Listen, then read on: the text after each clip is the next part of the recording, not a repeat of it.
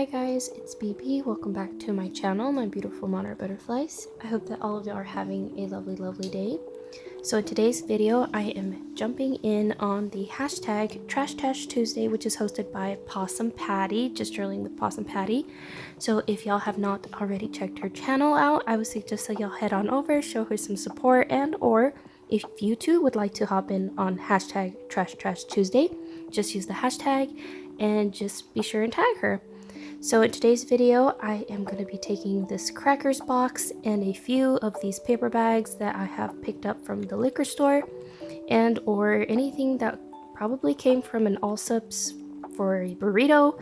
And then here I've got a couple of little happy mails that I will be incorporating into this junk journal. Not in this video today, but perhaps some of the items within that bag. And then I also have this file folder full of pages from back whenever we were doing, I think it was like swap and glue. I think that's what it was called. It's been a while, but I will be incorporating some of these as well for this junk journal, and I think it's going to turn out looking cute. So without further ado, let's go ahead and jump into the video. I've also got some Your Creative Studio packaging, and I even have this, I think it's like a book sleeve, but for a coloring book. I no longer need it and it's considered trash, so I will be using it. And I will be using my Fabric Fix. It just dries fast and it works amazing. And I've also picked up some swatches from the Lowe's that I can also use as like tags and stuff. So I'm going to start off by opening up this paper bag, and I'm just going to find the center of it, and that's what I will be using to cover up the cover, or I should say the journal. And it's got a pretty wide spine, but I think the size of this bag is going to work perfectly. I have also done a true junk journal last year, I believe, if not in 2021. It's been a bit, but it was hosted by Kara, which her channel name now is Paper Confessions. I will be linking that video down below just in case you missed it. And I work on a true junk journal. And so here I'm just going to go ahead and cover it up using some of this tape to reinforce the spine. It's great tape, but I don't recommend it if you're going to be sewing or stitching, because it ends up getting adhered to the needle, like the adhesive that is on it. So it will make your needle get sticky, and that's not a good thing. It took me a while to take all that adhesive off my needle, and for a second there I didn't think it was going to work, but you will see later on in the video. I think I try to explain it. And so here I would just suggest painter's tape, and I got this particular tape from Amazon, which was on the pricey side, but it works amazing for the cover for the most part. But it kind of became tedious on this particular video. Okay, so here I'm just going to cut down the bag to size. And you can see that I'm just going to go all the way around, and I'm pretty much leaving just a little bit of space on the outer part because I will be folding that in and then just snipping off a little bit of the corners. But you don't want to go too far in because then there ain't no going back. You can't attach any more material or fabric, whatever it is that you're using as your cover.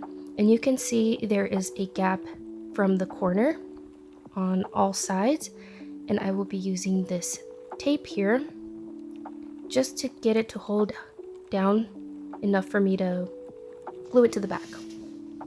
So here we're flipping to the back side, and I will be covering all of this up in glue and going in with this Fabric Fix. I like it because, like I said, it doesn't warp and it dries fairly quickly. And we're going to do all of the back side of this, and you want to get it distributed all the way to the edges of your journal cover.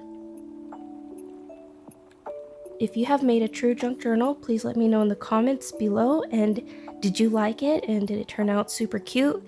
These journals intrigue me a lot because I just think it's fascinating how people can make something like trash look so amazing.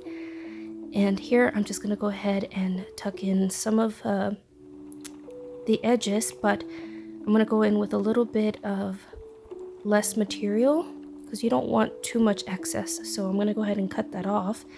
And you can see this little motioning where I'm kind of creating a diagonal shape with the corner there, and I'm just tucking it in. I just love the way that looks, and I'm just gonna glue that down. I'm pretty happy with it, and I'm also gonna do that to the top portion of the bag.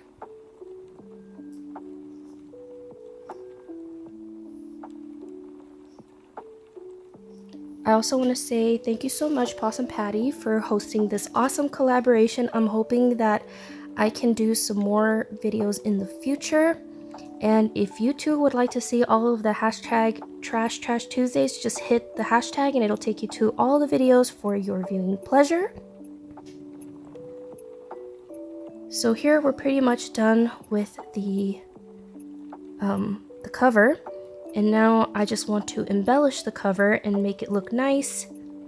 I'll set it to the side there, and now I'm going to see what materials I have to work with. And this black window looking thing, that actually came from a to-go box from Buffalo Wild Wings, and I thought it would make for a cute window. Although I'm not going to say if I use it or not just yet, but I thought it was kind of cool. And these come from chocolates. I was gifted some chocolates and I kept the foil because I thought it looked kind of cool. And here you can see me auditioning some of these items. This comes from Your Creative Studio, as you can see on the bottom there. And I quite like how it looks through that window. So yes, I do end up using it, and I thought it would look super nice. And then here I'm just kind of letting y'all know that y'all don't have to stitch it, but that I am. You can definitely go in with some glue if you don't have a sewing machine. And then here I thought it would look super nice and embellished with that chocolate wrapper, which if you've tried those chocolates, let me know. This one in particular was a dark chocolate and it was pretty good. So you can see there me lining it up. I go ahead and I take it to my sewing machine. It's now stitched, and here I am talking about how the tape ended up giving me a little bit of trouble because of how sticky it is. Sorry about that. So you can see how I removed it on the back. And now I'm going to work on the cover here by putting this piece of paper in that window. So we're going to go ahead and cut it down to size.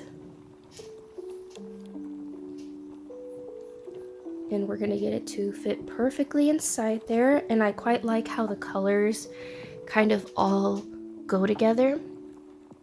And then here I figure it'd be a good idea to have a little pull tab. So I go in with my notch punch and create a fun little tab. So if I wanted to in the future, I could probably place a photo inside there, and or I could probably embellish that journaling card that I will be tucking in there. So far so good. It's looking really cute. And now I'm just trying to find to see if I could perhaps put some type of ribbon-esque looking thing, embellishment on the front.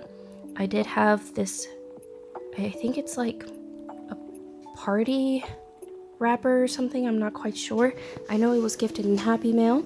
And here I'm just trying to create a cute little flower, a paper flower.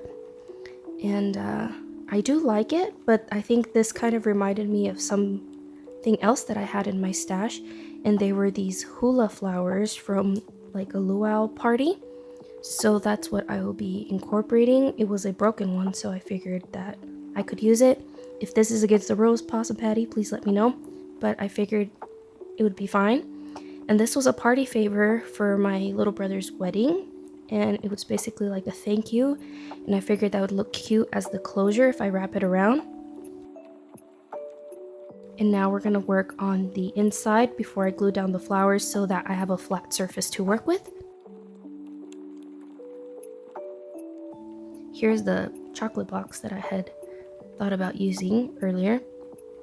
And now I'm just trying to find like an interior paper to cover up the inside to make it look more seamless and cover up all those stitchings. So here I whip out the coloring book cover sleeve, and I will be incorporating those two black pieces as the inside of this journal. So I'm just trying to size it down and make it the perfect size. And as for the spine, I will be using something else there. I'm not quite sure yet what, but whenever we get there, y'all will see.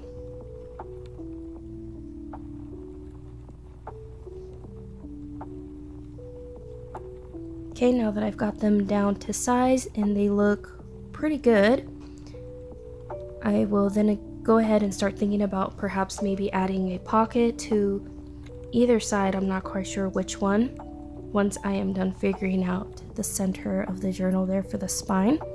And I quite like the way that this paper looks from your Creative Studio packaging. And I even love the typography that's on it, because I think it would look really cute even as ephemera.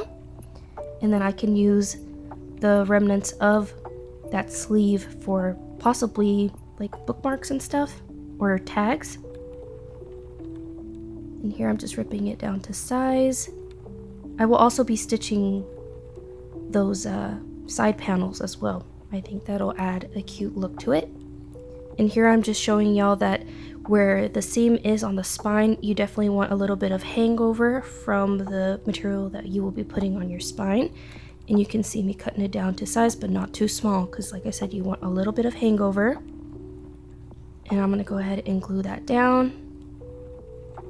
I love the vintage look that this paper adds as well, because it's not entirely like off-white, it's more of a yellow tint. Here I'm using a paint swatch that I will be making into a pocket, and I love that plum look that it has. It's kind of like a rosy plum. And I will just be creating a notch here so that it shows that it is a pocket, and that will be getting stitched on as well.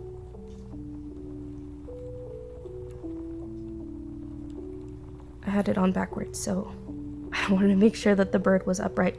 So here I'm just trying to figure out where I want my pocket, and I take those off to the sewing machine, and I added a pinkish or purplish looking string to it. And now they're gonna go ahead and get glued on. I use a double adhesive, as you can see there. I go in with that tape and my glue, just so I make sure it doesn't go anywhere. And voila, one panel down, one more to go.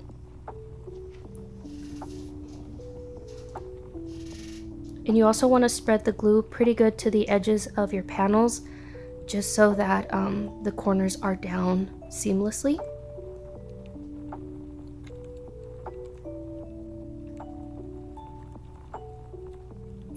Looking good so far. I also want to keep the threads that are sticking out on the panels, because I just think it adds like a little bit of a grungy look to it, but not too overly grungy, right? So here I'm just gonna go ahead and stick down the panel, and we're just about done with this cover. I'm really happy with how it's starting to look, and I kind of auditioned that piece there for either maybe a side tuck pocket and or maybe a reinforcement for the spine, and that's what I ended up opting for. And again, you just want to make sure that you get it all on the edges, and I'm going to try to glue that down as close as I can to it being in the center. And I think it added a beautiful touch to our journal cover. And now I think I'm going to go in with my flowers, yes. And then I'm going to go ahead and use a heat glue gun to adhere those to the front. And I'm pretty happy with how it looks. I think it looks so super adorable. The colors just go together so beautifully. I love the pink, I love the purple, and I just now am noticing that it's matching my glue gun. It's pretty cute. Here I'm testing out, making sure that the glue is fully heated up. Looks good, and let's glue our little flowers down. If you guys enjoyed this video, be sure to give me a thumbs up and or a comment. I would really appreciate that. Once again, Possum Patty, thank you so much for hosting this awesome collab. I had lots of fun. When y'all come back to the next video, I will be sure in adding signatures and or working on ephemera, whichever one comes first. So be sure to stay tuned for that. And I can't wait to see y'all on the next one. Be sure to check out the last video that I did as well. And here's how it looks.